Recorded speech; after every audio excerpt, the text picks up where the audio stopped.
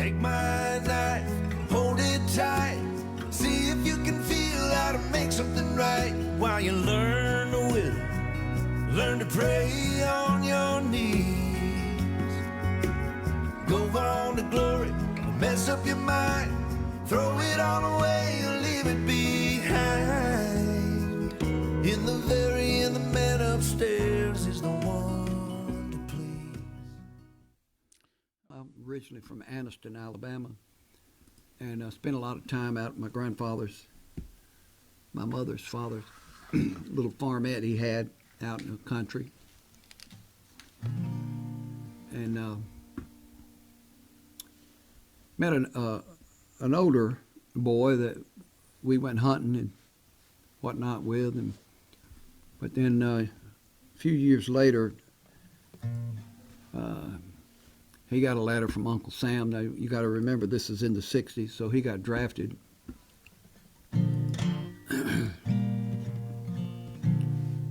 It's called Running Through the New Brown Corn.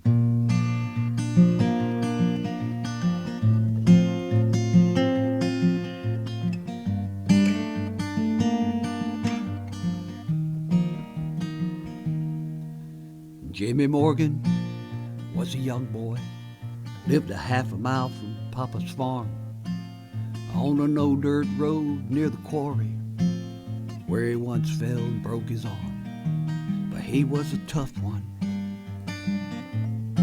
He took a lot of things on the chin. We hunted quail and deer and had fist fights, but we were the best of friends when we were running. We were running. Couple of crazy kids in Alabama, thinking things would always stay. We were running. We were running, never knowing the world would turn upside down, lose things along the way.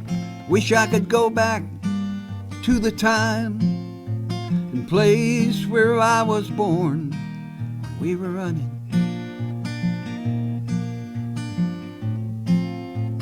Running through the new brown corn.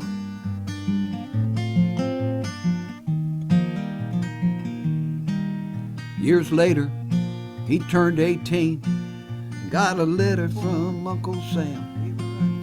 Families drove to the station to wave goodbye.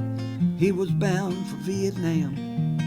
I ran alongside the train and stopped to pray on an old side track. High school band played Dixie in a drizzling rain. I felt he wasn't coming back to when we were running. Oh, we were running. A couple of crazy kids in Alabama, thinking things would always stay. We were running. We were running. Never knowing the world would turn upside down, lose things along the way. Wish I could go back to the time and place where I was born when we were running. Running through the new brown corn.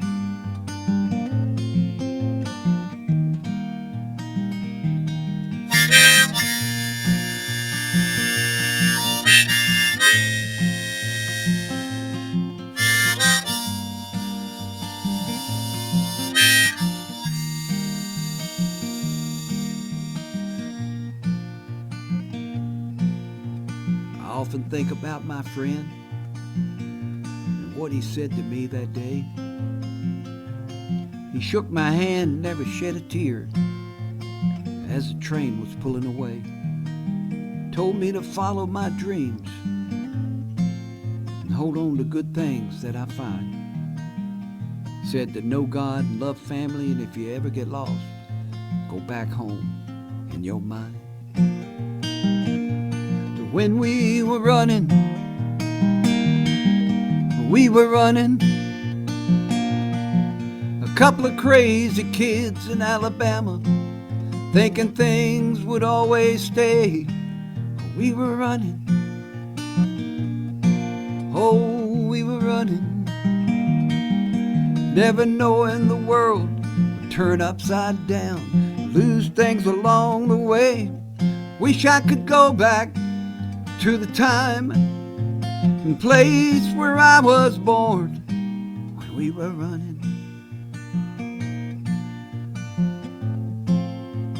Running through the new brown corn.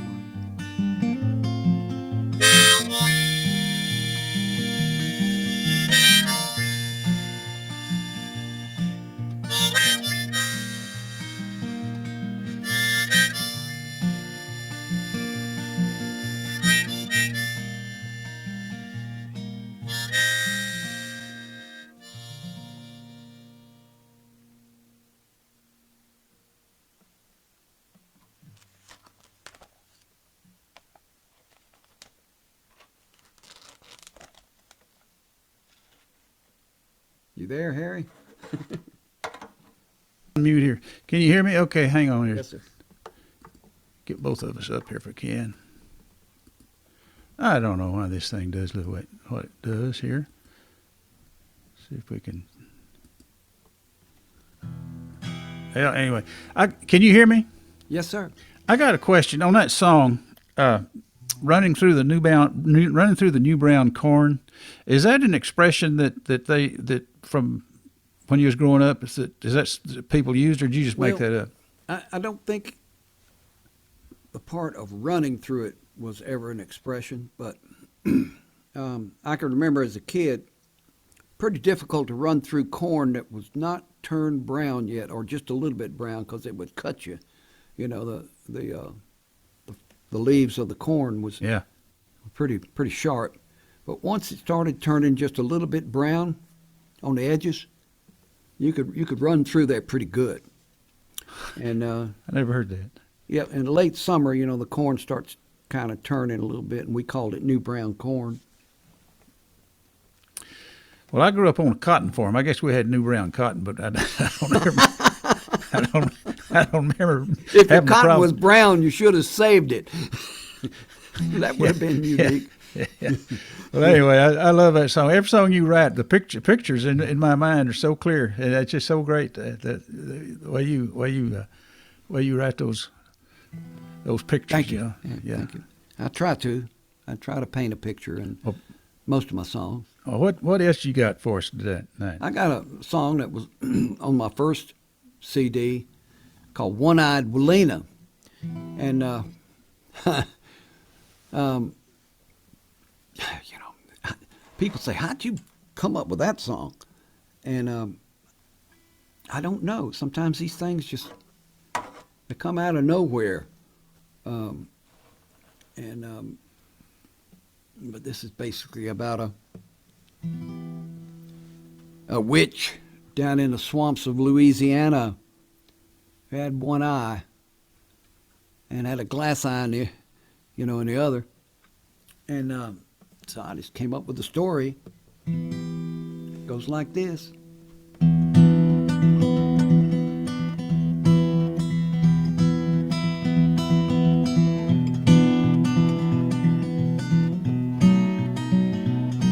Way out in Louisiana lowlands, where no man should ever go. Gators and snakes, who know what, lurk in the water below.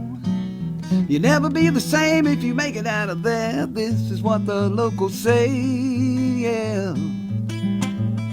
If the gators don't pull you underneath the black water, swamp will get you anyway. A rumor has it there's a voodoo woman, she can throw something bad on a man. Always has fish heads boiling in the pot, snake eyes frying in a pan. Rolling bones with a mumbo jumbo, you taste that witch's brew. When your head starts spinning, you know you got trouble done thrown a wicked spell on you. One-eyed Walena learned from a mama who learned from her mama for that. Folks say she can make a crazed alligator jump into a cooking vat. She'll take her glass out and smile for you. Don't think about cutting to run. Every now and then she'll let somebody go. You might be the lucky one.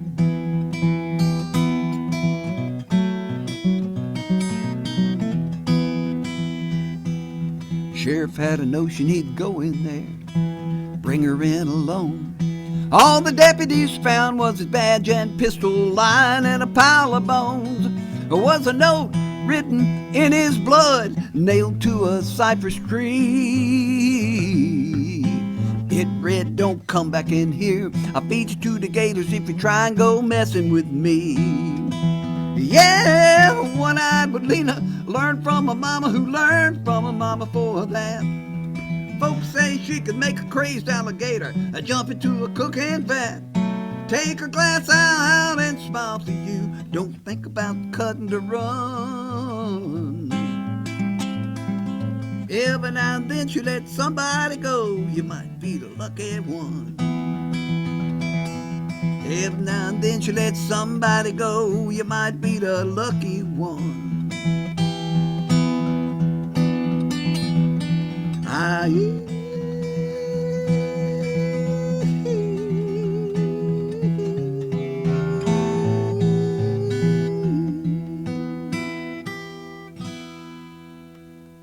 All right. You know, Tom, that reminds me of a joke I heard. This little kid was watching his grandpa go to bed one night, and he pulled his false teeth out and put them in a glass of water. And little kid runs into where grandma was. She hadn't gone to bed yet. And he said, "Grandma, the tooth fairy ain't going to believe this." Anyway, go ahead. All right. Hold on. I got to get this pick felt. There it is. You know, every pick I have now is a found pick. You know, if someone leave them, they'll drop on the stage. On the floor, yeah. All right, so JW, this is, I might have to turn the volume on this one down just a tad. This was on my first album as well. Walena, I think, is on my second album. I misspoke on that. This is based on a sort of a true story. It's called Bama Hayride. I won, I think, first place in the Mid-Atlantic Song Contest with this song in country back in 2012, I think it was. You know, growing up as a kid, getting on a hay wagon, going through country roads and with relatives and friends, mom and dad up on a hay wagon. And it goes like this. When I was a kid growing up in Alabama, Daddy worked a job with a 9-pound hammer. Every now and then when the work was done, he'd hitch up the wagon, we'd have some fun. Called all the neighbors and the kids we could find, cut a watermelon, took a homemade wine. Mama brung biscuits, chicken she fried. Got everything ready for the Bama Hayride. A Bama Hayride, rosin up the bow. Sister played the fiddle through the tall corn road. Hounds would howl when we struck a tune. Kissed a pretty girl underneath the full moon. Oh, Daddy loved Mama, you could see it in their eyes. Love was alive with a million fireflies. A lot of sweet memories, Southern pride. Daddy took us all on a Bama Hayride.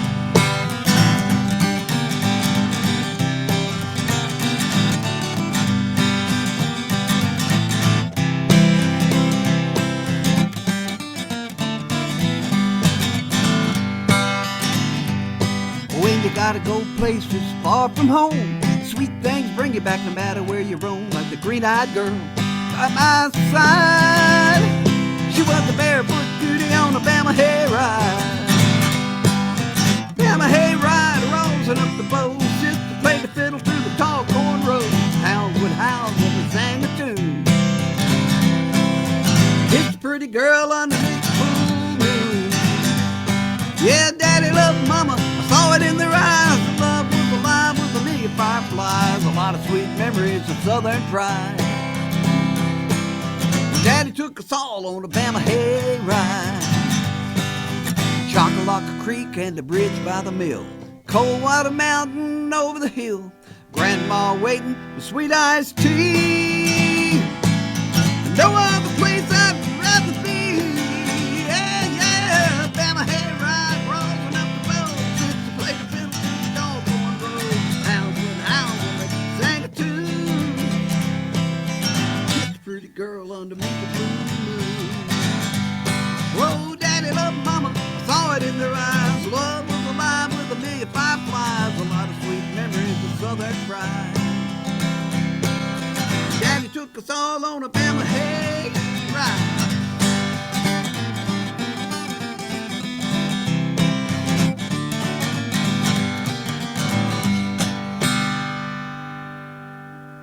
All right.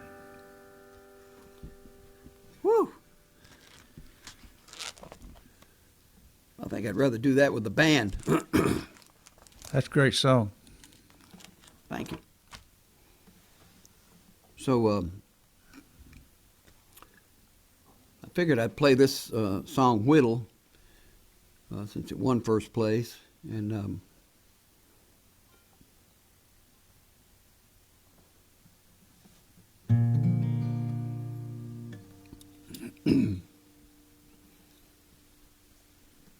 I guess we told a story about this one, but right near the finishing up, trying to finish the last verse is when it came to me to put a twist in it. Did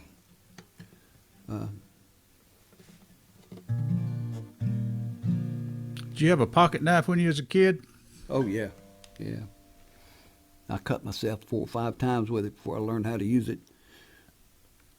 Yeah, I should have gone to the blood bank.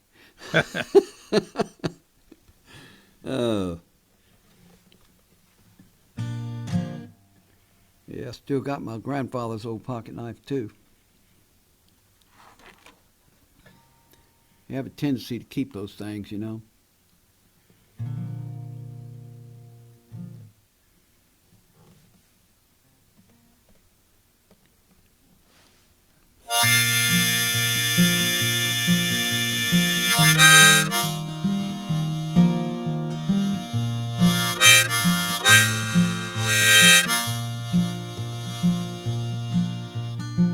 Stood there watching this gray-haired man carve a piece of wood in his hand. A few minutes went by. He finally spoke to me. Bummed one of my cigarettes and said he had a few regrets. How things had happened brought him to his knees. He said life is like this here piece of wood. You might cut it to pieces or shape it real good. When you think you're on a roll, you can lose your way. I had a pretty wife and a baby child. She left one night, I was running wild. I always prayed my boy might come back someday. Take my knife, hold it tight. See if you can feel how to make something right while you learn to whittle. Learn to pray on your knees. Go on to glory or mess up your mind. Throw it all away or leave it behind. In the very end, the man upstairs is the one to please.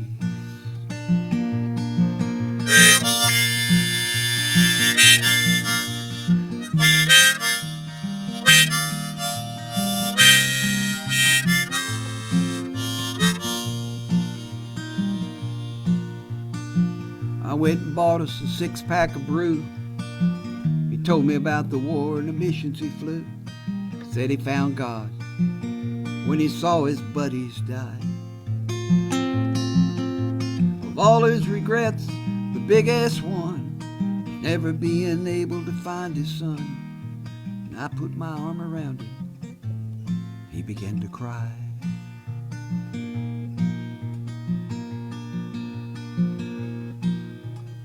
I went back looking for him during the holidays, and that old lonely man who whittled wood had passed away, buried outside of town under a white oak tree.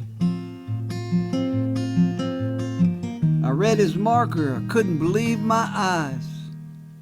Our names were the same, to my surprise. Then I recalled the words of wisdom he gave to me. Take my knife, hold it tight, see if you can feel how to make something right while you learn to whittle, learn to pray on your knees. Go on to glory or mess up your mind, throw it all away or leave it behind. In the very end, the man upstairs is the one to please. Yeah, go on to glory or mess up your mind, throw it all away or leave it behind. In the very end, the man upstairs is the one to please.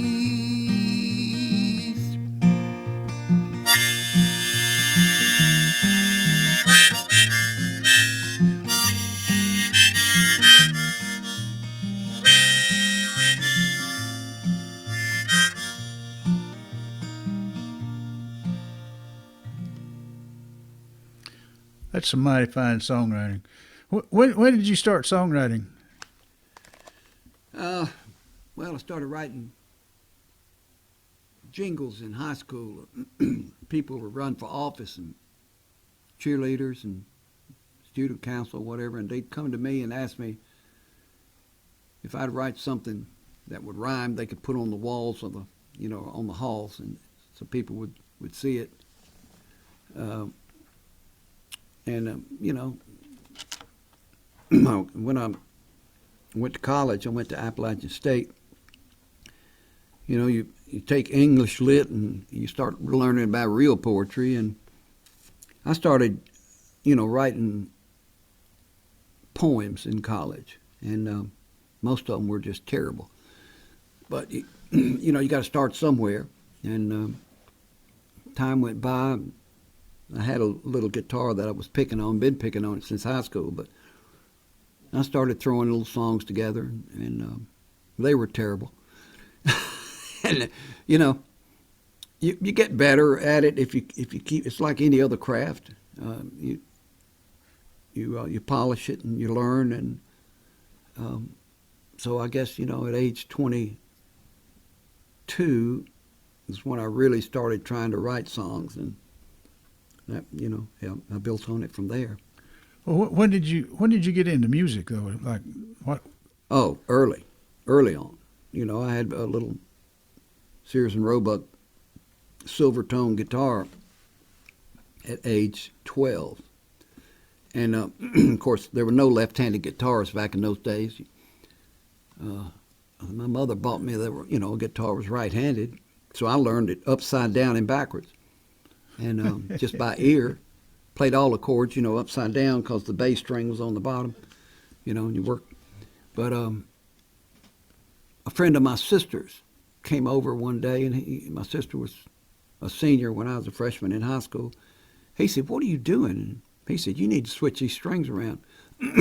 But I was afraid to, because I was afraid I'd have to learn all over again. But while I wasn't there, he took it and switched it. And it took me about 3 weeks to learn the chords, and I'm glad he did, because that's real tough to do when you get into barring chords, and so. Oh yeah. They created it the right way, So, but I went to church. I guess I was 9 years old or 10, with my grandmother Bailey, and it was a Christian church, and they sang hymns, and we were walking back the car one afternoon after church, and she looked down at me and she said, "Where did you learn harmony?" I said, "What's harmony?" So I was singing harmony at age 10 and didn't even know I was doing it. So God gave me an ear, and I was blessed to hear music in my head. And that's a great place to learn harmony. Listen to all those people sing Oh, those yeah. songs. You Yeah, know, you that was just- so much fun.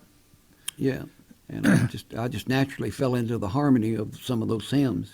Did y'all play guitars at church and everything? No, they we had a didn't either. choir and organ and piano. You know, Yeah. I think a guitar might have been sinful. I'm not sure. and well, not in a Christian church. They would have probably let somebody come in there, but Yeah. a lot of the denominations would have. They just stand and sing without any instrument.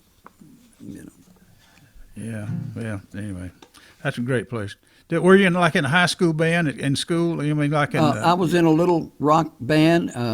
No, I mean like brass instruments and stuff. No, you know, the marching no, I band. never did do any of that. No, but I learned enough piano and organ. I was in a little band. I played organ. I didn't even play the guitar. You know, we played the Kinks and the Oh yeah. all that early '60s music. You know, and I played by ear, so I just learned the organ parts by ear, and we played all over, and we played the Officers Club at Fort McClellan there, in Anniston, and had a lot of fun.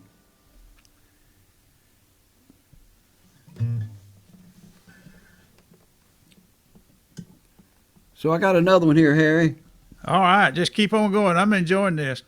Okay. This is a goofy song, and I know you don't write goofy songs, do you? No, I never have written a single one. Yeah. You must have been listening to my song. Yeah. We're going to get struck by lightning. But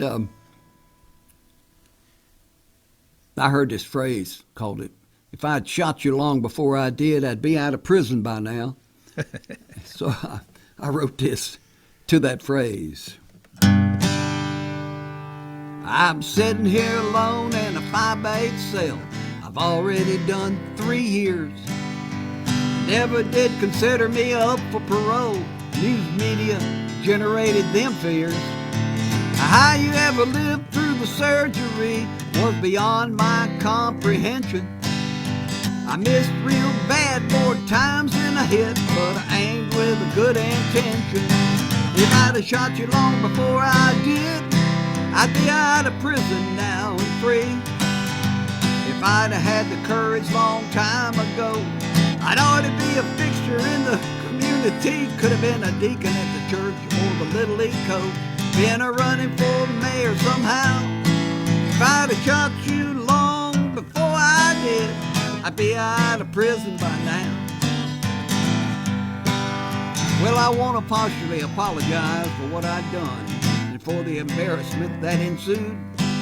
But that good old boy I caught you with was more than a little bit crude. But when the shots rang out, he jumped out the window. Young children were playing all around. He ran down the street in his birthday suit, covering up with your pink nightgown. If I'd have shot you long before I did, I'd be out of prison now and free. If I'd have had the courage long time ago, I'd already been a fixture in the community, been the deacon of the church or the Little League coach, been a running for mayor somehow. If I shot you long before I did, I'd be out of prison by now. Well, when I'm released from here, we can reconcile, go to the tavern for a drink or two. I'll show the town folk we're a loving couple, prove what my therapy can do. Well, anybody can have a misunderstanding. We all deserve a second chance. But I'll throw that old boy through the plate glass window if he stands up and asks you to dance. If I'd have shot you long before I did, I'd be out of prison now and free. If I'd have had the courage long time ago, I'd ought to be a fixture in the community, been the deacon of the church or the Little League coach, running for mayor somehow. If I'd have shot you long before I did, I'd be out of prison by now. If I'd have shot you long before I did, way out of prison by now.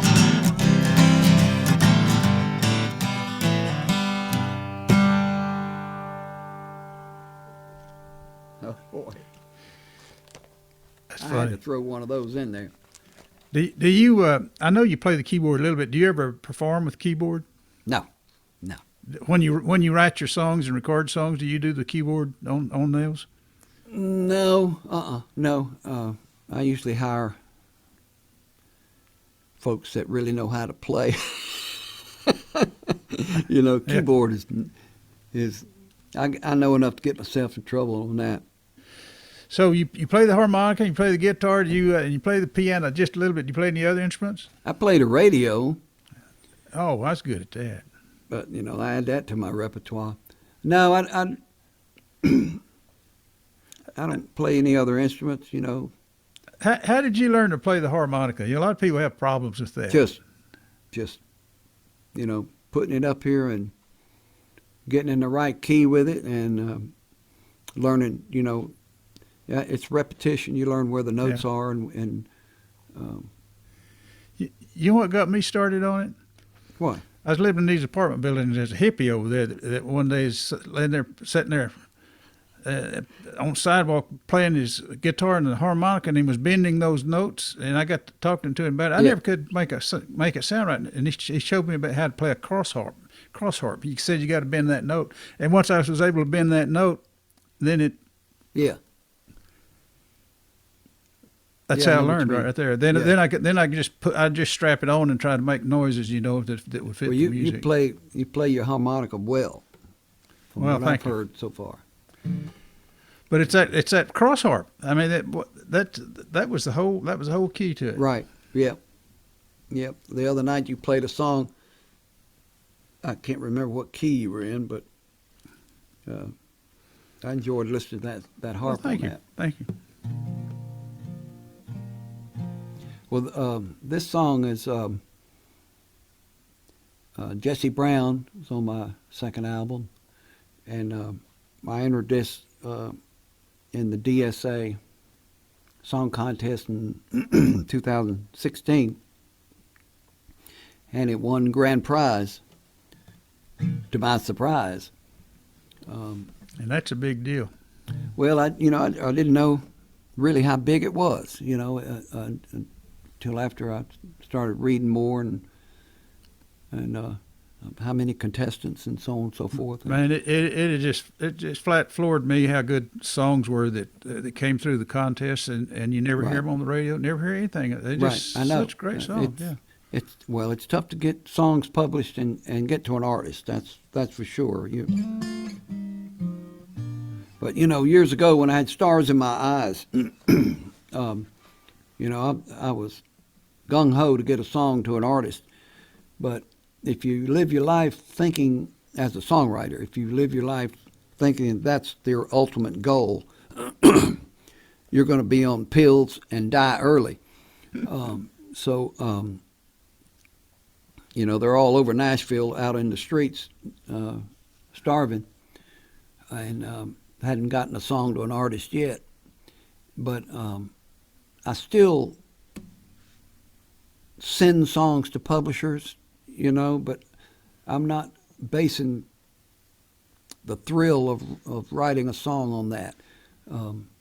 My reward is the pleasure of completing a song and completing a good song that resonates with people.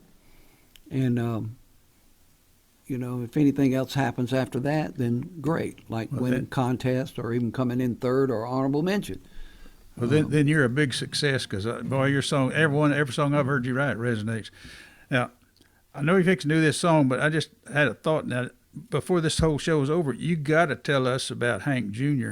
and that story you told me the other day. Oh, well, I can tell it now. Why don't you tell it? Well, I'd opened up for Hank a couple of times, and he invited me to his cabin in Cullman, Alabama, to practice with his band, and the the plan was for me to travel and for him to get to know me a little better and to ease me into concerts and whatnot. Let's see, I was probably, how old was I? 25, 26. And this went on for a couple of months or more, driving from Anniston to Cullman every day to his cabin and practicing.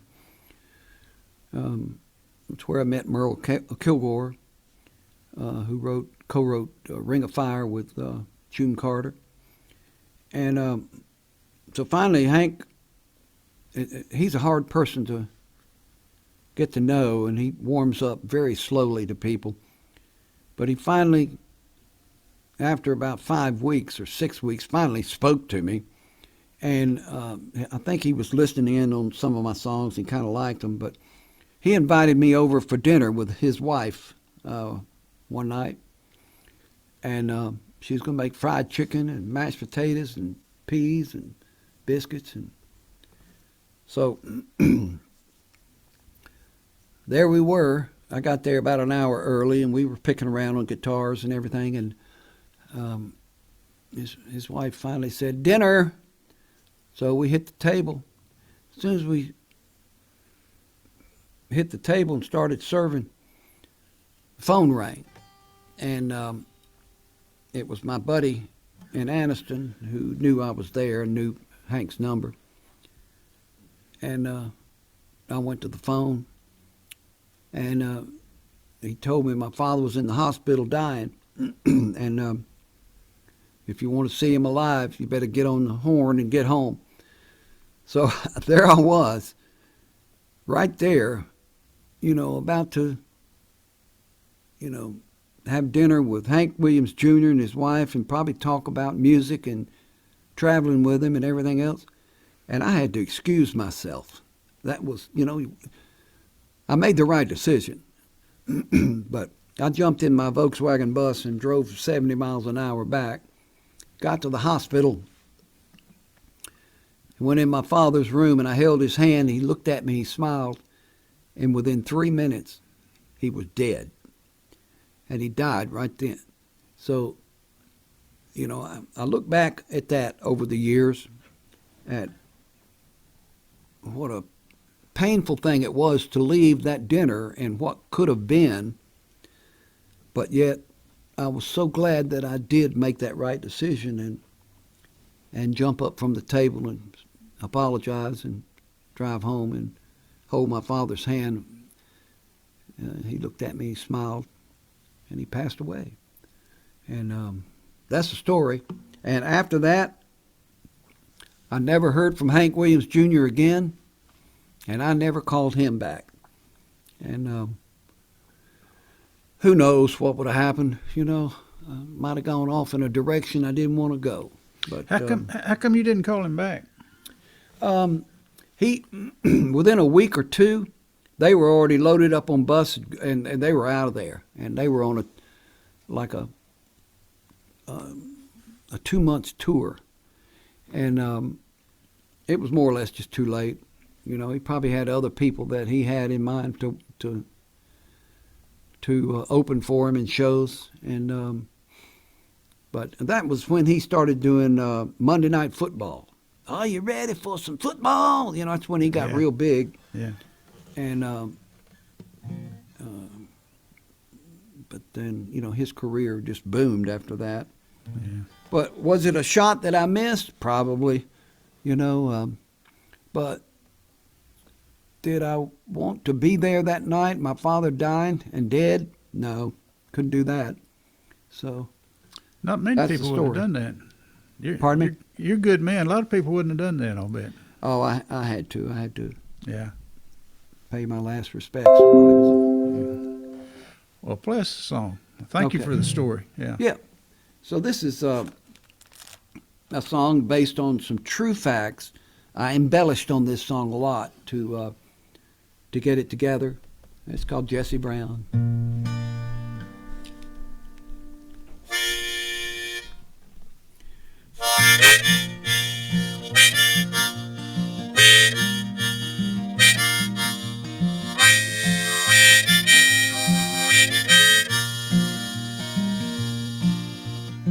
standing on a corner, no shoes on his feet. 95 degrees in the Birmingham heat, but he couldn't feel a thing. Feelings don't live in his mind. Once he had the world on a yo-yo string, played the guitar and wrote songs he would sing, made you think about things you lost, you might want to find. He toured big cities, honky-tonks and bars. We knew for sure he was shooting for the stars, but he strayed too far down an alley off 5th and Main. He saw a GI buddy in a brand new Jag, selling some stuff in a Ziploc bag. It's where he fell into the arms and the curse of powder cocaine. Jessie Brown, you couldn't resist the spider in white and the very first kiss when you mixed in booze. Her web was holding your breath. And Jessie Brown, we tried to pull you away when I saw you on a park bench sleeping every day. I wondered why you danced with the devil, drugged with death. Oh, I wanted to cry, I wanted to shout. You never let us know what your pain was about. I prayed for you at night when I lay my body down. I pray, Lord, please have mercy on Jessie Brown.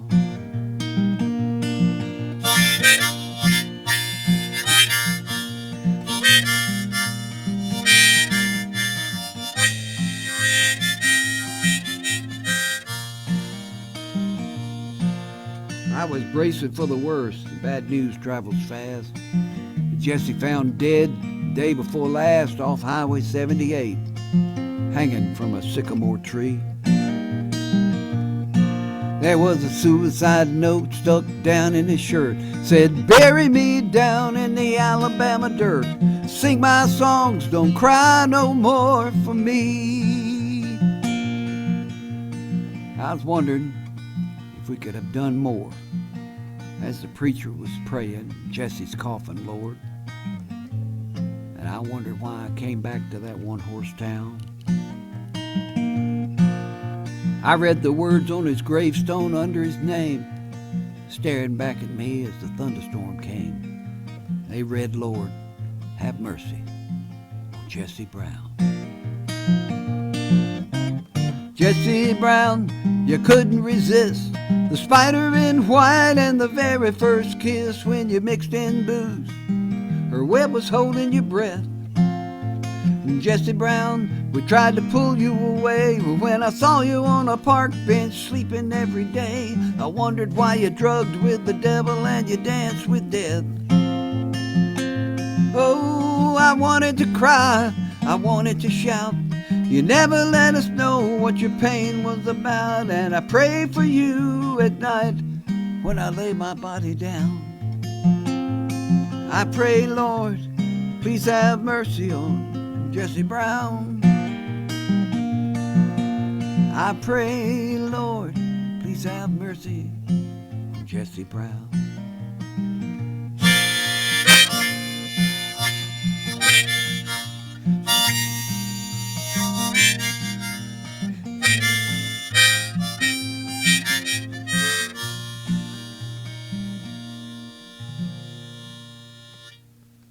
Man, that's a great song. That's a great song. Thank you.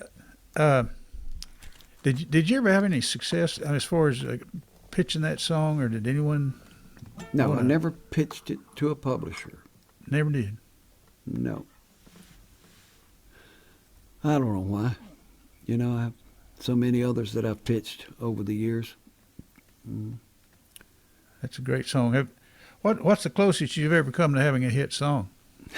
Well, just to having a song published by a publisher, to pitch to an artist is your first goal. And I've had 2 or 3 songs that, well, maybe 4 or 5 that publishers have actually taken. And, you know, you don't know what they're doing once they take a song. They may be going right straight to an artist that they have in mind, and playing it for the artist. I do know that a publisher named Daniel Lee took one of my songs called Behind Bars. And my wife wanted me to play that song tonight, but I chose not to sing it. But when he heard the song, we were Zooming. He said right after the song, he said, Blake Shelton ought to hear this song. And, of course, when he said that, I almost fell over in my chair because I was saying in my own mind, is he going to play this song for Blake Shelton? But evidently he did. Blake liked the song, but it wasn't the right song for him at that moment. This was about 3 years ago.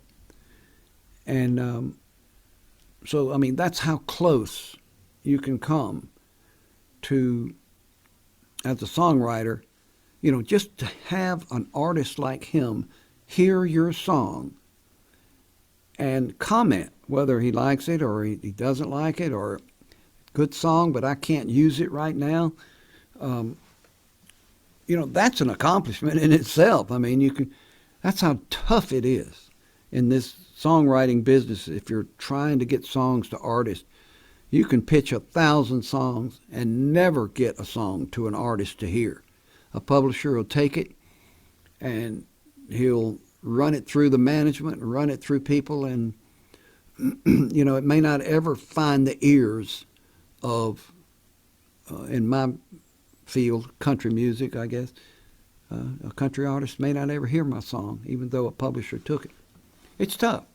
It's tough. It must be a lot harder nowadays than it was, 30 years ago. It's terribly tough, because today's country music business has changed. You got in-house songwriters that are actually work an 8-hour day. They go to work with a briefcase, and 2 or 3 of them will sit in a room in a publisher's building and write songs. And they're paying these guys.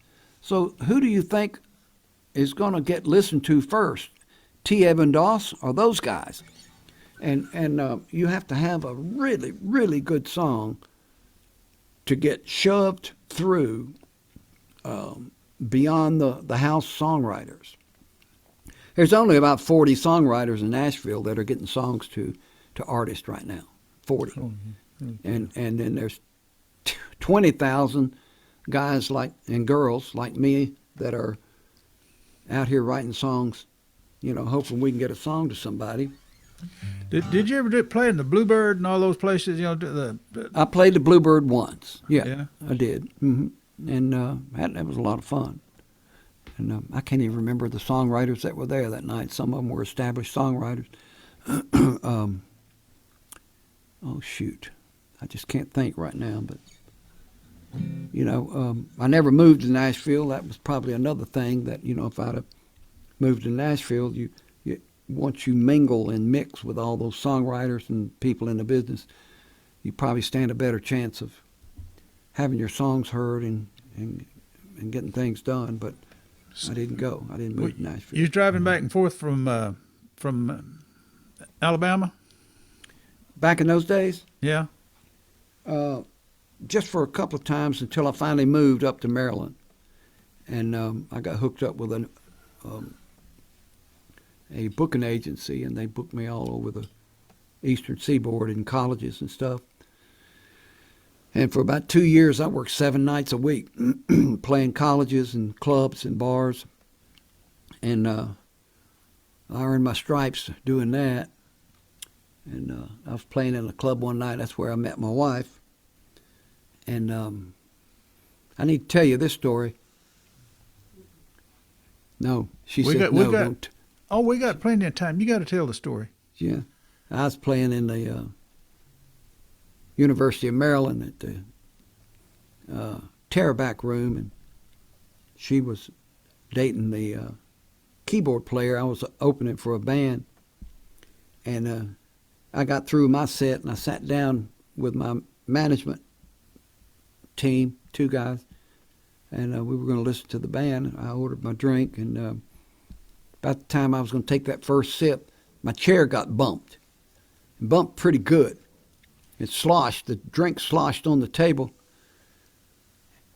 And she walks by down the hallway there, or down the aisleway, and she says, "Oh, excuse me." So she's heading to the lobby for the restroom, and those two, I was just blowing it off, and they both said, "Who is that?" And I said, "I don't know." And they said, "Well, maybe you better go figure out who that is." So I went down the lobby and I met her, and I called her 3 or 4 days later, and we started dating, and then the rest is history. And that was 42 years ago. Well, there's a lot of people meet their brides to be in those places like that. I did too. Yeah. I've never written a song about it. I'm not sure how to do it, but maybe you can do it. One of the funniest things I like to dance. The country dance. You know how you'd circle around the floor and counterclockwise, and you'd be dancing with a girl, and she's got her hand on your back, and when you pass the bandstand, you feel her wave at the bass player with that, and then you know that that's not the girl. Uh-oh. every time they pass the band, you just feel them wave. It's like, oh, God. Yeah. Oh well, I better go home. Uh-oh. You didn't hold on tight enough. How much time we got, Harry? I'm kind of We lost. got all the time. How many songs you got lined up? We'll do it. I don't know. I need to. I want to seriously edit the beginning of this thing. I screwed up so much on the video. I know everyone thinks I'm a doofus, but that's the first time I've ever had a one-on-one just with Zoom. And when you do that, the pull-down menus are completely different, and they don't give you the options. I can put 50 people on the screen and do just fine, but you get just the two of us, and it's a different thing. Different. Yeah. So anyway, plus whatever you got, All right. Okay. Well,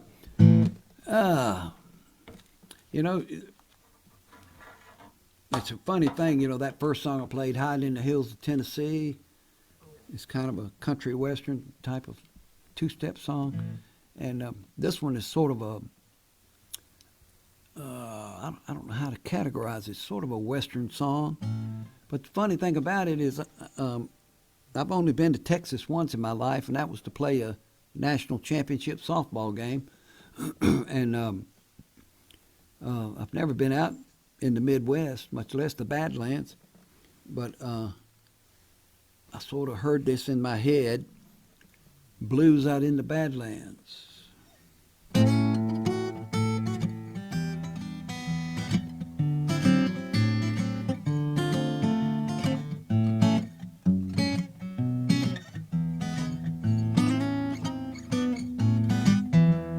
Look at the moon rising over the prairie. Makes me so sad when I'm already contrary, 'cause the lady in my life just rode away into the setting sun. Sitting around the campfire, the north wind's blowing. Don't know what to do, don't know where I'm going. When you miss the brown eyes, you know she's the only one. Blue Moon over Kentucky is a tune I could sing. I could give Gene and Roy a whirl. Could ride into town, try to shake this thing, cut a rug with any blue jean baby girl. Well, maybe it's best I don't saddle up tonight to hand it all to Haggard and Jones, who said a cowboy can't yodel the blues out in the Badlands or 'neath the stars and all alone.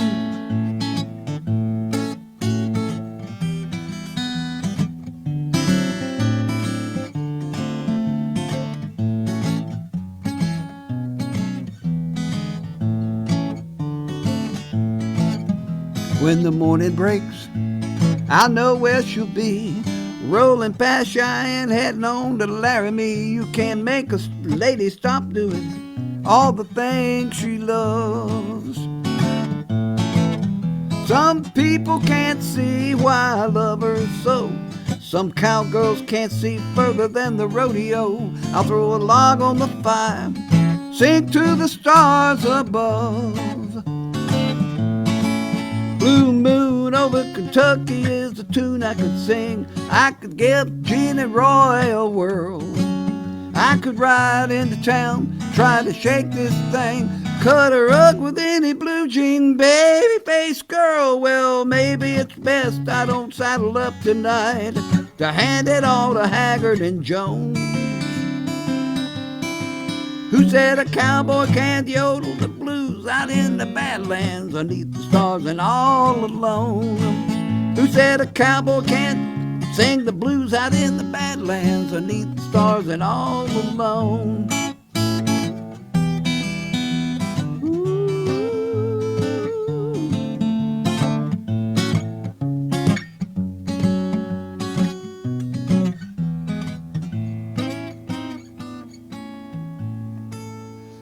Oh, I like that.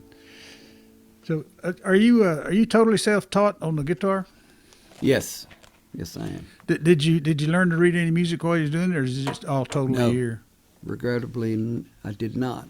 I regret that I did not learn how to read music. I mean, if I sit down and painstakingly go through something, I can tell you what the notes are, you know. Yeah. But I can't read it quickly and fluently like a lot of people can.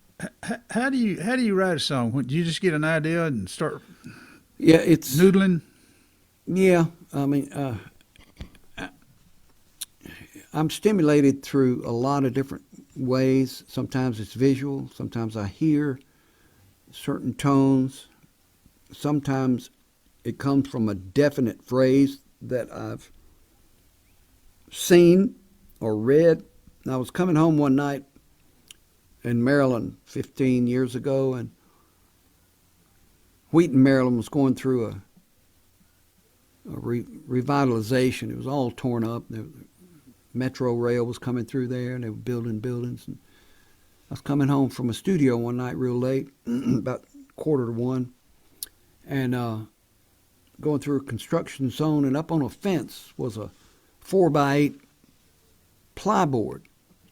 And you could tell someone had dipped a brush in red paint the way it was handwritten, and it said, "Professional help needed." So evidently, you know, they were running low on workers. So somebody wrote that on a sign and on a board and threw it up on a fence. And when I saw that, I was already writing a song. I had about 10, 15 more minutes before I got home. In my head, I already wrote the chorus to a song that I called Professional Help. And it was about an old boy that was having problems at home, and he got kicked out, and his wife took the truck and the kids. So now he's hanging around in the honky-tonks with a whole new set of friends, and they, you know, were all in it together. But the last two lines in the chorus is, "I dial 1-800-555 Dickles, Daniels, and Beam." So that was his law firm that he calls, you know. But I walked in the door, and Patricia says, "Tom, you're getting home late." I said, "I'll be right up. I got to finish this song." So I sat there at 2 o'clock in the morning and wrote the verses to it. But I mean, it happens like that. You know, you see something, you hear something, and sometimes you're just sitting there and noodling and doodling and play a couple of chords, and something comes in your head, a phrase comes in your head.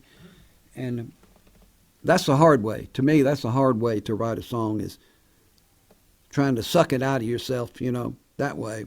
I'd rather have a definite idea that I can work on than to try to squeeze something out of my brain that, you know, may not be squeezable. So do you use a tape recorder, or your cell phone, or? Yeah, once I kind of get some scribbles down and some chords, and I usually try to work the chorus first. If I've got my idea and I know how the story ends and begins and ends, I'm a traditionalist. I like choruses that are definitive, that summarize the song. And if I can't summarize a song and an idea, I'll throw it over in a pile that I'll label, I'll come back to later, or this one needs work, or I'm stuck. Please help me, because if I can't get that chorus, it's a moot point with me. You can have a great idea, and sometimes the song just does not gel, and you can't sit there and beat your brains out trying to put a square peg in a round hole. You just have to throw it to the side and maybe come back 3 months later and disassemble it and try to put it back together a different way. And this next song I was going to sing is an example of that. This is based also on a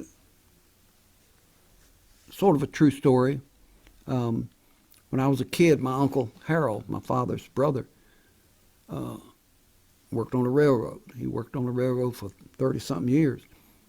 And he was a switchman. And in Anniston, Alabama, it's a relatively small, big town, but I could ride my bicycle down there when I was 8, 9 years old. And within 10 minutes, I'd be down at the station, and the freight yard was down there. I'd wave at him, or he'd take a lunch break, and it was against the rules for me to get out on the tracks or even even in the side tracks. But on Sundays, when the boss man wasn't there, he'd let me come down there and play in the cars and, open up car doors and get in those box cars and play around. He'd keep an eye on me, but he'd let me do that. And one Sunday, I got down there, and I was playing around, jumping from car to car, and I opened up this boxcar door, and there was an old hobo sleeping over in a corner in some straw. Scared the bejesus out of me, and I jumped out and ran over and found him and told my uncle. I said, "There's somebody in that boxcar." No. Well, they found out that the hobo that was in there was not well. He was actually dying, and my uncle had a friend come and try to rush him to the hospital. They could tell he was in distress. But I embellished on that years later. That I remember that scene, and I remember the feeling I got when I jumped inside that boxcar and the sunlight was streaming through there in a little narrow slit, and the dust and the hay. And so I came up with this song. It's called Heaven's Freght.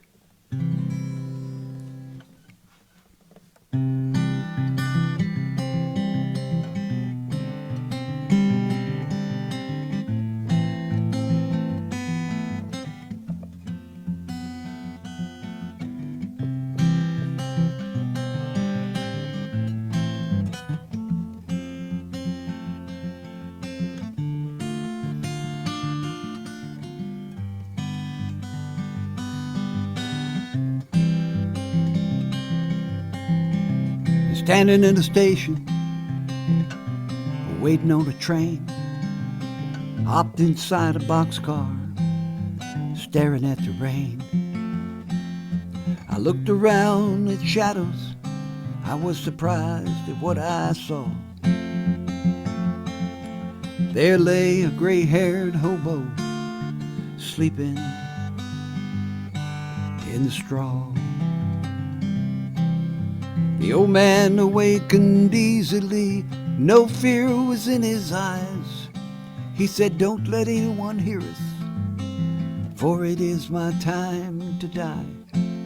With pencil and some paper, he scratched down these few lines. And in the moonlight melting through, I read, hobo's rhyme. I've lived a long, long time, Lord, I'm just too weak to pray. But this young man will help me out, say what I have to say. Please give him the will to stay with me and speak with you alone. My last ride will be in heaven's freight. When you find me, call me home. Soon we were rolling in the night like rhythm in the rain. The old man never said another sound as he lay back down again. And as the boxcar danced its way, he closed his eyes and died. And the thunder roared around us as he took his final ride.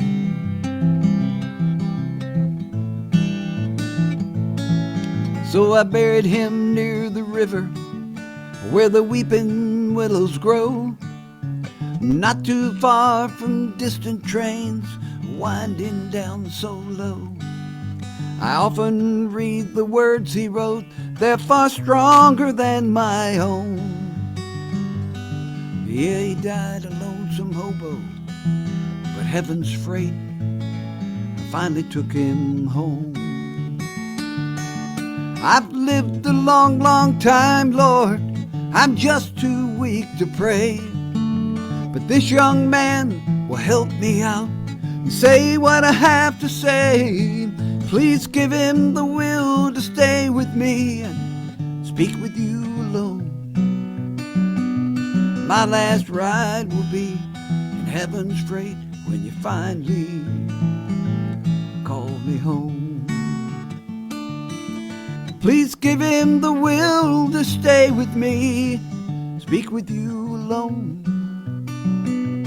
My last ride will be in heaven's freight when you finally call me home.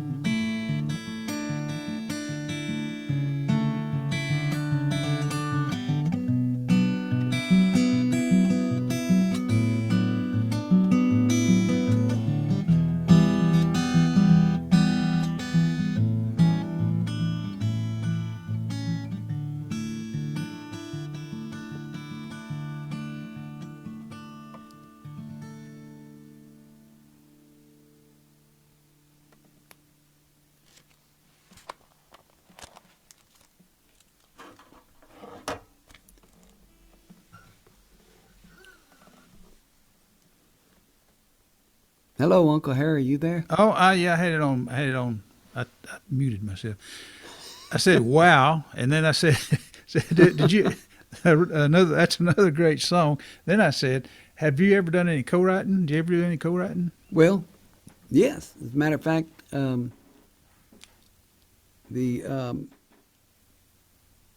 entered the song "One Rich Man." It didn't win this year. It has won. It won third previous. place in a category. Yeah, I'm sorry, it did. Robert Gant. Yeah, I think he lives out in Illinois or somewhere in the Midwest there. He entered. I didn't know it, but I'm subscribed to Songwriters magazine, and in there, every 3 months they have song contest, first, second, third place, and honorable mentions. And I don't read much of the articles in there, but I always read the songs and the winners. And this was about a year or two ago. I was reading, and I think he won third place. He had a poem. It was, a lyrical poem, One Rich Man. And I wanted to put music to it. Of course, this, when you enter these things, you don't put your name, you don't put contact information. So I just took his song and changed verses around a little bit and added a bridge. And of course, I don't know what I did, but I kind of altered it a little bit without his permission. And I played it in church that very next week. And people just loved it. And I had a friend try to reach him and tell him what I did. And she finally found him on Facebook, and we contacted each other, and I told him what I did. I was crossing my fingers, hoping he wasn't going to bless me out. But when I sent him the rough demo of it, he just loved it, and we talked by phone, and we thought we would record it, and I sent it to Beard Music in Nashville, and they recorded it, and I've been pitching that song. But out of all my years of songwriting, other than Merle Kilgore and I writing a song together, that's the only time I've co-written a song. Are you gonna play it for us? Well, I didn't bring it with me, and but I will at another time. Okay, well, we'll get you back. We got to get you back. I said there's a million questions I was wanting to ask, and I can't even remember what they were now. But I know I didn't. Yeah, I'm gonna say hello to Robert. We got plenty more material to talk about. I texted Robert earlier and told him to be listening in, so he may be listening in. But we'll say hello to him. So it feels like it might be winding down. What do you think? Yeah. I got one more if you got room for it. Yeah, do it. Okay. You bet. All right, so this was on my first album, the last song of the first album. I wrote this down in Lake Anna, Virginia. And it's fiction, but it tells a story of, people love each other. They may be married or may not be married, but they have a relationship. But, sometimes relationships don't work out for a lot of reasons. And they may split up peacefully. They may split up non-peacefully. But just because a couple may split up doesn't mean that they're not in love, or that they have no feelings for each other. Sometimes people are tormented after splitting up, and even each one maybe even remarrying, but they still have this love for each other because they couldn't live with each other. And that's what this song is about, particularly the male of the relationship. Going through some problems after he's split up with her. This is called The Strength to Carry On.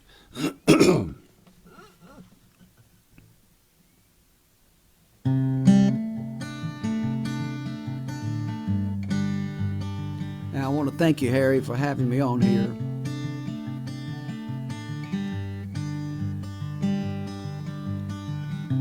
Drove down to the store for a pack of cigarettes. I saw her standing there, pumping gas. She looked the same, but the kids were older. Oh, when you're having fun, life moves fast. I said hello, and she said, how you doing? Nothing else to say right then, but I'm okay. But she looked into my eyes that very moment, right through my heart, filled with words I couldn't say.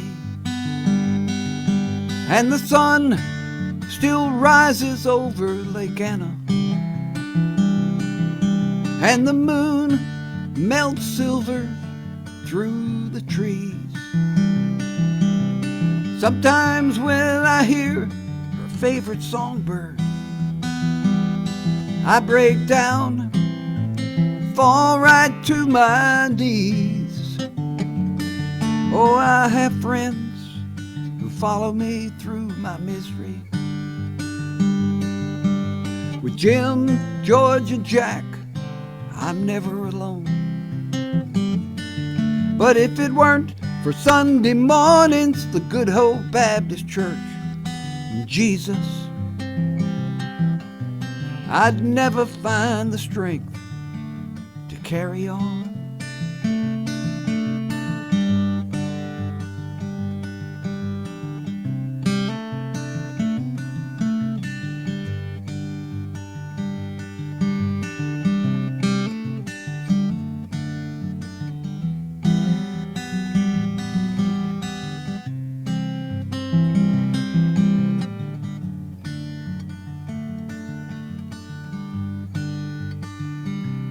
Briefly with the kids before she drove away. But they really didn't know much about me. She drove all night to visit her mom down in Thornburg.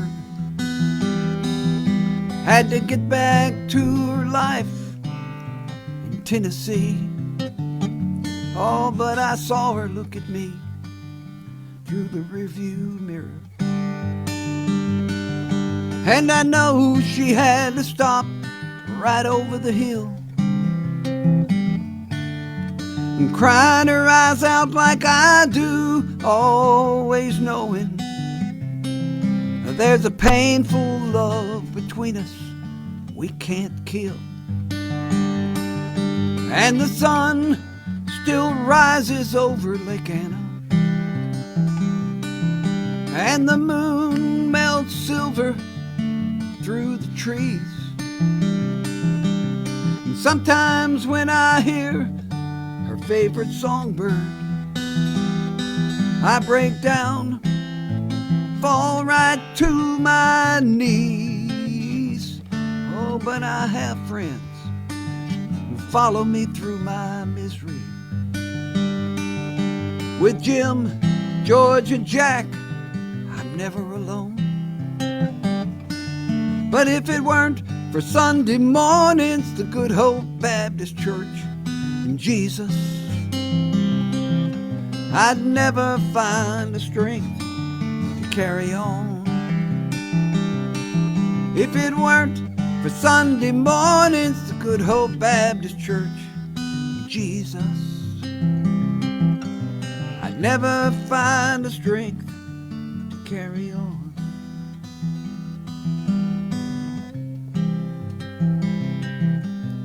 Never find the strength to carry on.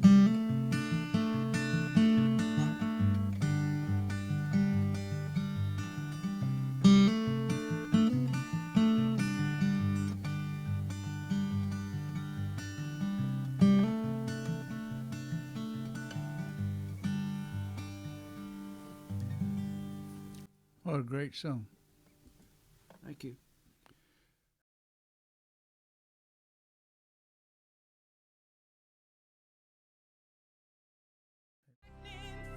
He suffered through the night till dawn delivered all of us from darkness into light.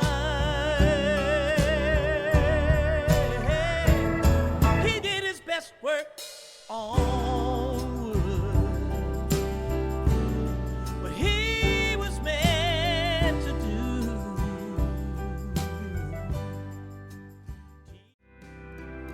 But he'll be walking streets of gold when your gold turns to sand. I know you don't see this, but you're looking at one rich man.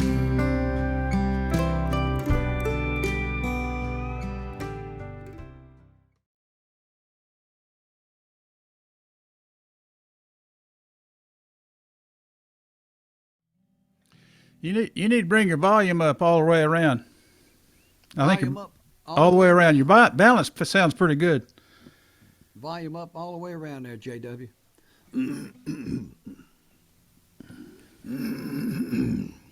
So, I don't know why trouble always finds me. Seems a pretty girl is always involved. Usually there's some dude that wants to hurt me before the conflict can be resolved. Is that about right, Harry? Yeah, that sounds pretty good. Okay.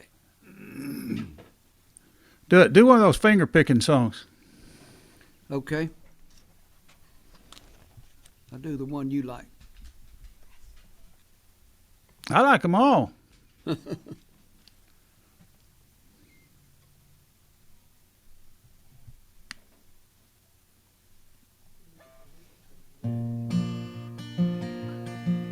Jimmy Morgan was a young boy, lived a half a mile from Papa's farm, on a no-dirt road near the quarry. Bring it up one more notch. Bring it up one more notch. Yeah. All the way around? Yep. Let's see if that's not on the 4th fret.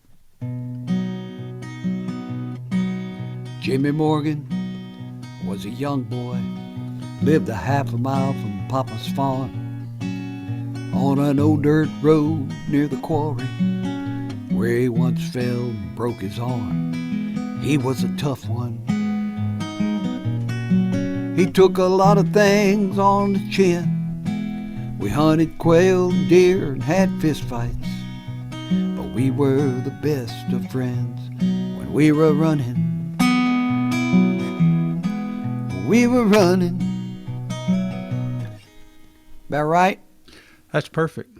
Okay, good. He said that's good. Right on Thank goodness, because we were getting maxed out. the right in bullseye, he said.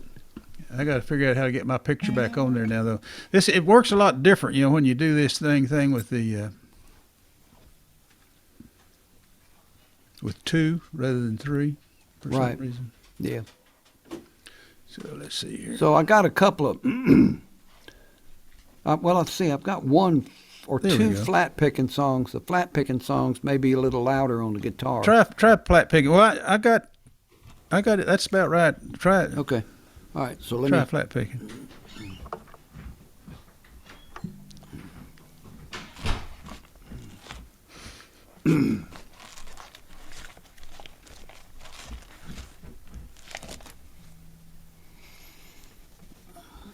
Yeah. Let's see.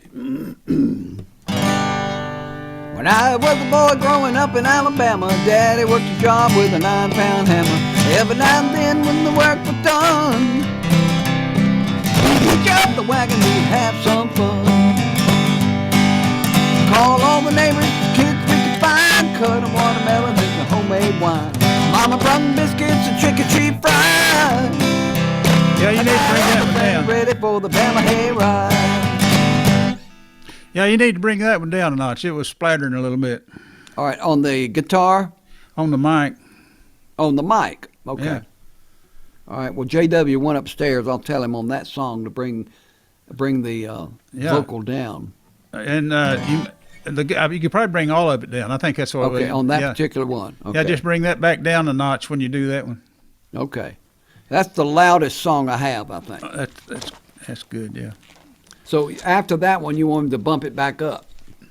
Yeah, you're right in the ballpark there. I've got. You I've have got some you at about- leeway on your own.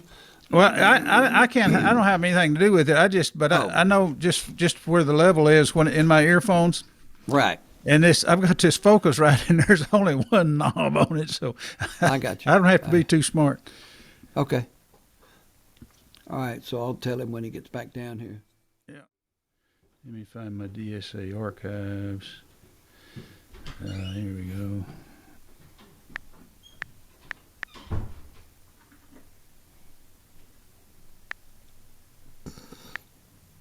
I didn't know the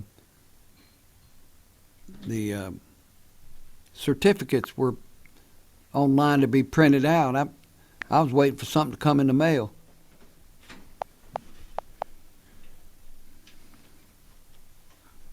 Something to come in the mail. Yeah, I thought they mailed the winner's certificates.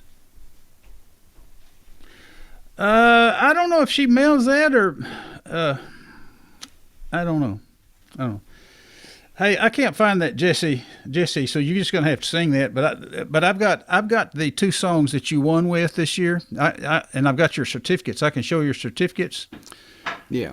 And I can play the clip. I had like a 20-second clip on each song. Now, one of the songs, Whittle, that I won the country, I'm doing that one. Yeah, but I'm not doing One Rich Man. Came in third on that. One Rich Man. Yeah, and then I won first with He Did His Best Work on Wood. I'm not doing that. So the only song I won this year is Whittle that I'm doing. But the Jessie Brown one in 2016 I'm doing. Okay, so I've got Best Work on Wood. That was number 1, and you won with One Rich Man, right? Yeah, I came in third in Christian category in that. Yeah. And what, did you win something with Whittle? Country, first place in country. Okay, man. You just won too damn many prizes. I can't keep up with them all. Hey, here we go. Yeah, I've been bribing those judges. Okay, let's see. Song contest, 115. I'll send them some of that Omaha steaks in a box. Okay. Okay, Whittle. Okay, number 1, there it is. Doggone it. I'm glad I talked to you before we did this. It's always something. Okay.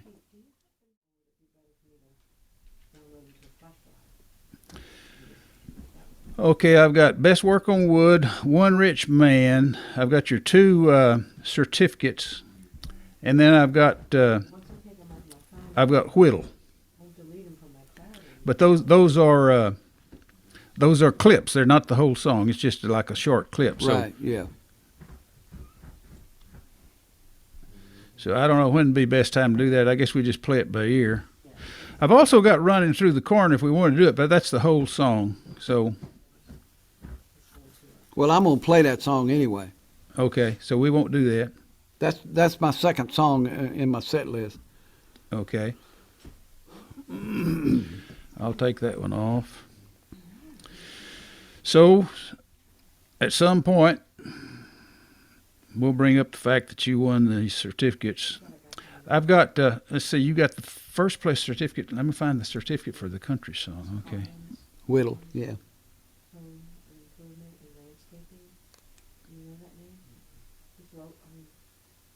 I should have texted you a list of my songs that I was hoping to do. That way we would we would know where to break and do these certificates and things. Oh, well, this we can do. I do stuff by ear, kind of. I mean, not. Okay. I mean, I don't plan that well, like some folks do. I can tell you right now. Number 7 is Jessie Brown. Oh no, it doesn't matter. We'll just go through it. We'll just talk and we'll. Okay. I'll just kind of introduce the song as we go along. Okay.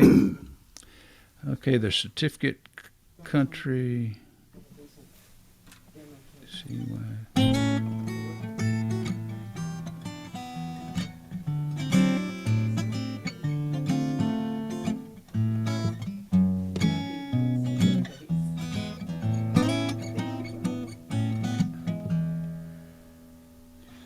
Look at the moon rising over the prairie. Makes me so sad when I'm already contrary, 'cause the lady in my life just rode away into the setting sun. Sitting around the campfire, north wind's blowing. Don't know what to do, don't know where I'm going. When you miss the brown eyes, you know she's the only one.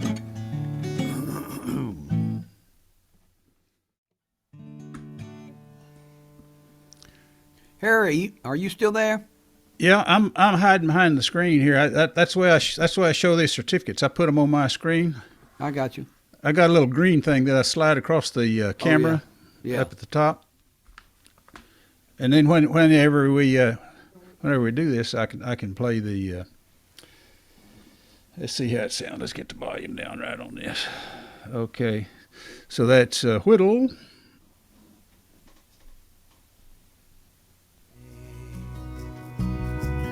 Take my knife, hold it tight. See if you can feel how to make something right while you learn to whittle, learn to pray on your knees. Go on to glory, mess up your mind, throw it all away and leave it behind. In the very end, the man upstairs is the one to please. Could you hear that? Okay. Yeah, that's great. Yeah, that's the one. We'll do that. Iron.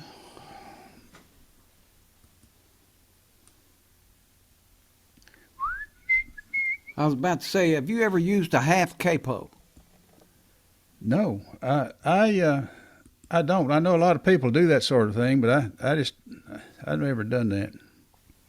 It's a neat capo. If you ever want to A half experiment. capo. Did you cut it in half? No, or did you no, just, they you come. bought that? You can buy it like that at the store, but it'll either go on the 2nd fret or the 4th fret. If you put it on the 2nd fret, Yeah.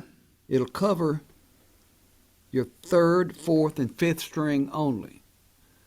So what happens is if you play a D chord now, Yeah. your bottom string is like it's open. In other words, I'm actually playing an E, but it's a D structure, so that gives you that bottom E. Yeah. Cool. And, so I got a song in this mix called One-Eyed Walena. Yeah. So I can play a D minor, and you get that bottom E sound like this. Oh, that's cool. So you're playing in E, but you got the capo on the 2nd fret, 2nd fret, and and it's covering. it's Three covering strings? the 3rd, 4th, and 5th string. Yeah.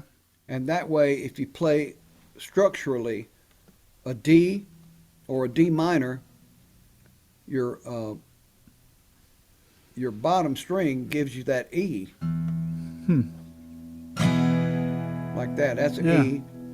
And if I go to a C, that's really a D.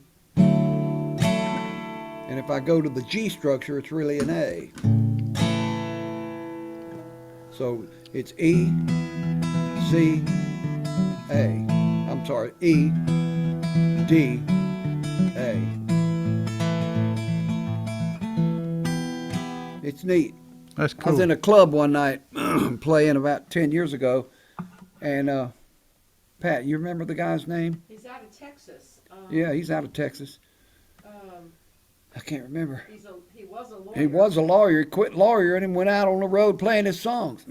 I can't think of his name, but I looked at him up there, and he had this weird-looking capo on his guitar. He's a troubadour. Yeah, and when we got backstage, I said, "What is that?" And he said, "It's a half capo." I didn't even know anything about it. But as soon as I bought that half capo and went home and started fiddling with it, I wrote 3 or 4 songs with it up there. Because, it gave me a different sound, something to inspire me a different way.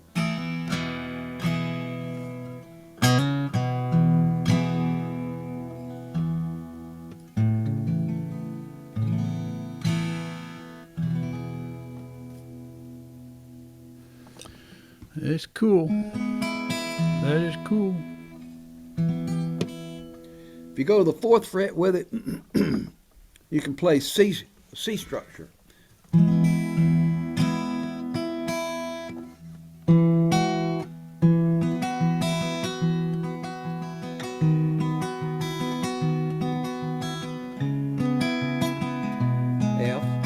F structure.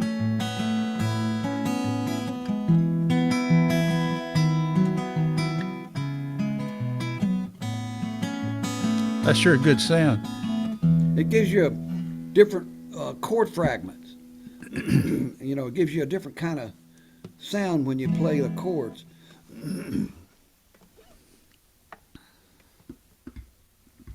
But anyway, being that you're a songwriter too, it might, you put that thing on, it might inspire you to hear something. That's amazing how that works, isn't it? You know, change the It is. instrument or Right. whatever. Sometimes, yeah. Just learn a new chord or something new. Yeah. And, you know, a lot of these songwriters are pretty accomplished piano players. They'll tinkle around on a piano and something will inspire them more so than maybe the guitar. Yeah, I've heard that. I never learned to play the piano. When I was a kid in that grade school, they tried to get me to learn to play the piano in grade school, you know, and I wouldn't do it because it was sissy. Well, you know what? My mother begged me to play piano, and I felt the same way. 12 years old, 13, I started playing baseball, and to me, baseball and piano didn't mix. No, they didn't. Yeah, you know, kind of like ballet or piano something. was for girls, you know. And I wish I had learned. I wish I'd have, you know. I learned to play the baritone musical. I wanted to play the trombone in the school band because my cousin did, and I was too far back in line when they was passing instruments out.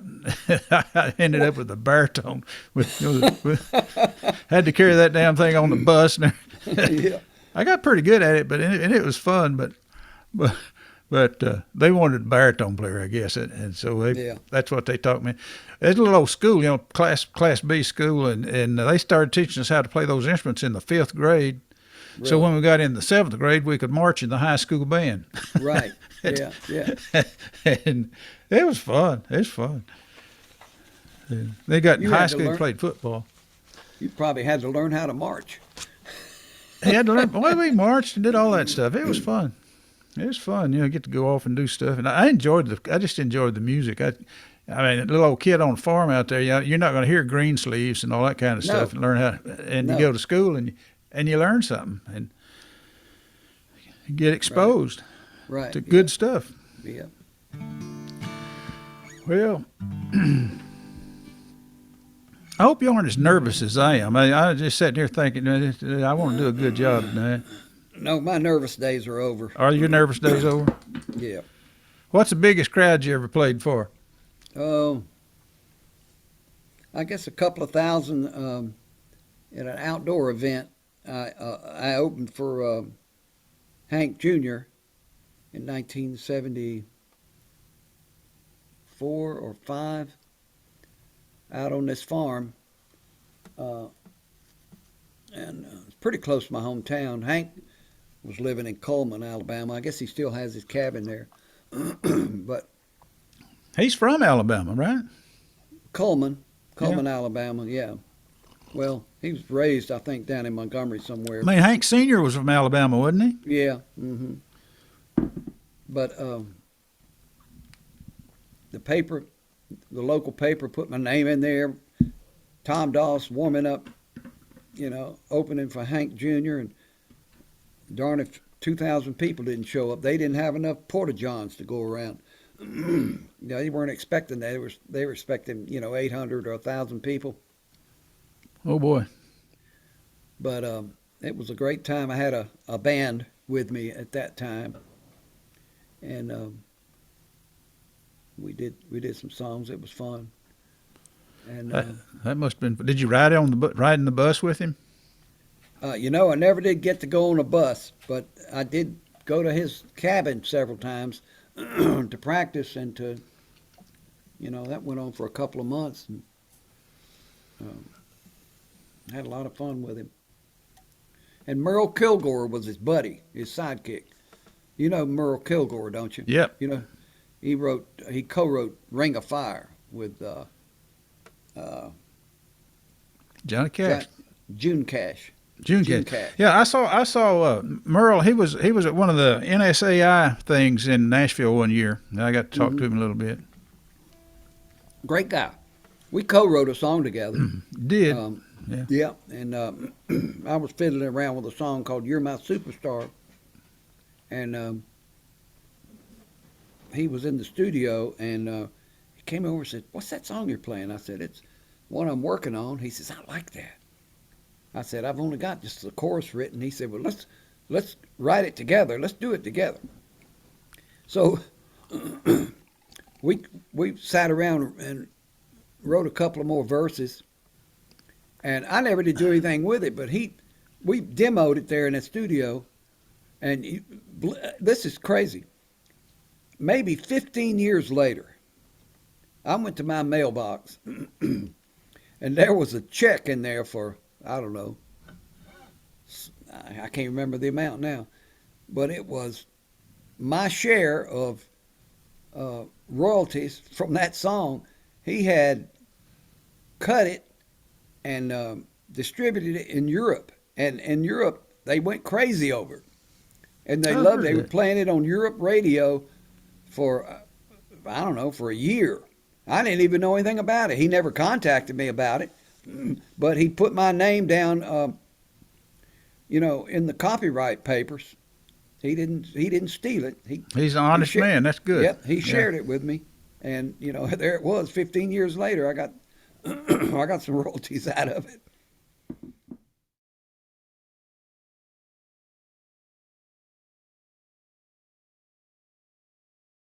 Good afternoon, ladies and gentlemen. My name is Harry Hewlett. This is Dallas Songwriter Association's DSA. We call it DSA's Third Thursday Songwriter Profile, live on Facebook. And we're zooming it over here and streaming it live. And we have T. Edwin Doss with us tonight. I fell in love with his music several years ago. They put me on the board of directors at Dallas Songwriter Association, and I got involved in the song contest, screening these songs and all that kind of stuff. And I heard T. Edwin Doss, and I just fell in love with that music. And now then, we're going to do a whole hour with T. Edwin Doss, get to know him. He's a award-winning songwriter. He's been everywhere and done everything. And let me get him up here on the screen. Okay, now here's T. Edwin Doss. T. Edwin, how you doing tonight? I'm doing great, Harry. How you doing? I'm doing great. Good.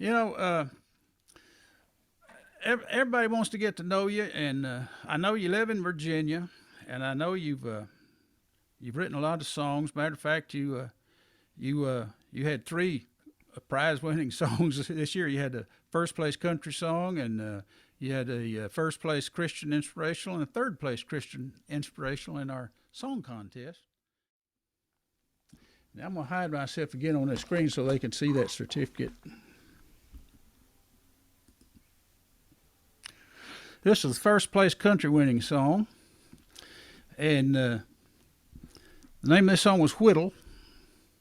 And we had about almost 300 people in this contest, and you had the first place country song, so that was quite an accomplishment. Here's the song.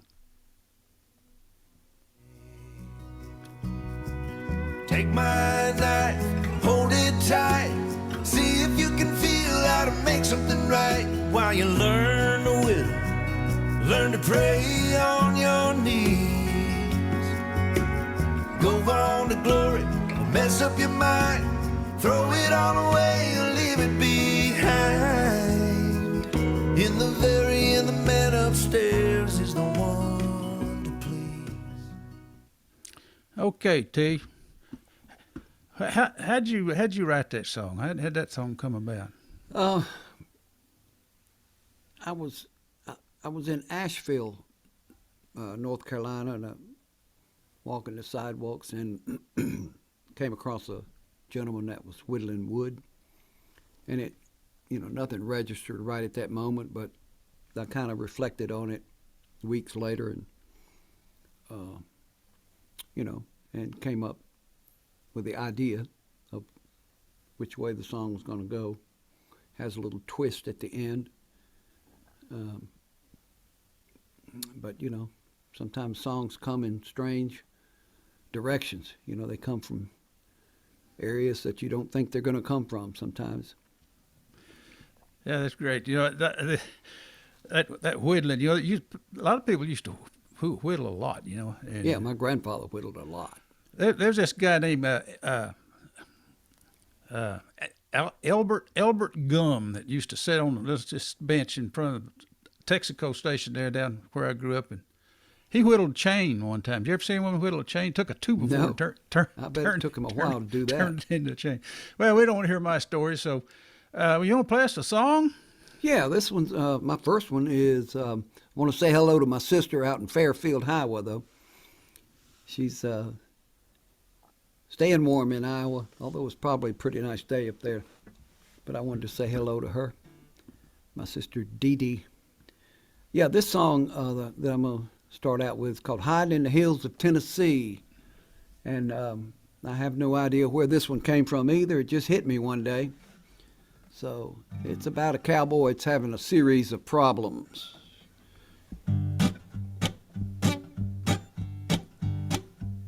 I don't know why trouble always finds me. Seems a pretty girl is always involved.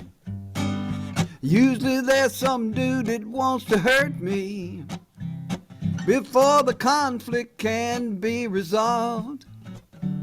I'm always looking for that back door. Sometimes a ground floor window will suffice, leaving behind a good pair of cowboy boots with someone shouting things that ain't nice. No, I can't go back to Texas. There's a red-headed gal looking for me. I can't backtrack through Oklahoma. They'd hang me from the nearest hanging tree. Arkansas is certainly out of the question. Little Rock is a place I'd never be. For now I'm laying low in the safest place I know, hiding in the hills of Tennessee.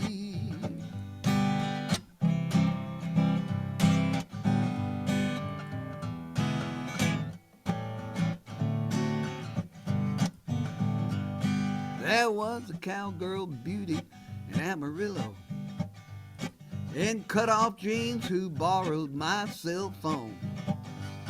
As she was dialing up her number, I wondered how she got those tight jeans on. That good old boy with her, he didn't like me. I undressed her with my eyes, she was hot. The next thing I remember, I was waking up in the back of my truck, out in the parking lot. Oh, I can't go back to Texas. There's a red-headed gal looking for me. I can't backtrack through Oklahoma. They'd hang me from the nearest hanging tree. Arkansas is certainly out of the question. Little Rock is a place I'll never be.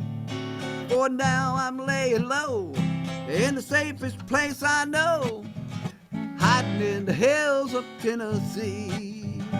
Yeah, for now I'm laying low in the safest place I know, hiding in the hills of Tennessee.